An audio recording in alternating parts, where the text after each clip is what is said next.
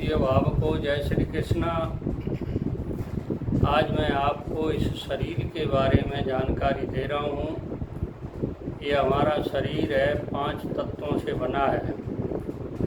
ये 5 तत्व हैं: पृथ्वी, जल, अग्नि, आकाश और वायु। यानी इनके मिश्रण से ये पूरा 5 तत्वों के मिश्रण से शरीर बना है। इस शरीर में 10 इंद्रियां हैं और वे 10 इंद्रियां अपना अपना काम करती हैं। मैं एक के बारे में आपको बताऊंगा।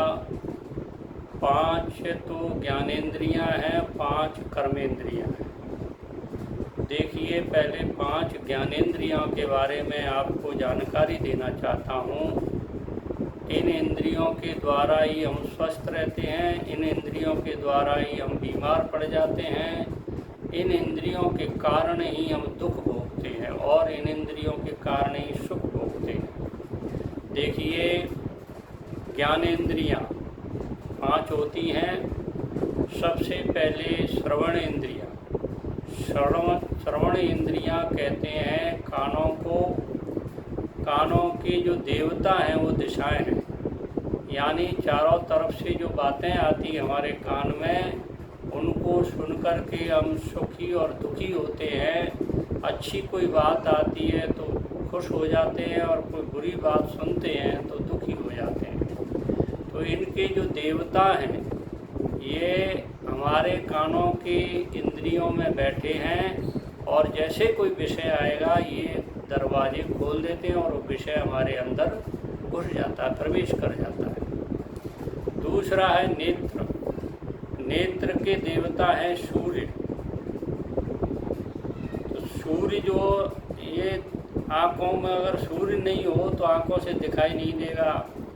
अगर हम कोई अच्छी चीज़ देखते हैं तो आँखें देखती हैं उनको, सूर्य देवता अंदर उसको प्रवेश करते हैं। तो देखिए, देखने का नज़रिया अलग अलग है। कोई विषय वासना से देखता है, कोई अपनी शुद्ध भावना से देखता है।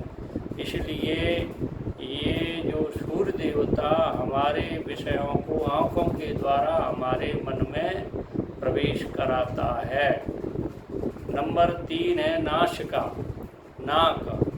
नाक से सूंघ करके हम बता देते हैं कि ये अच्छी चीज़ है या खराब है, या वैसे ही कहीं से सुगंध आ जाए फूलों की तो मन प्रसन्न हो जाता है।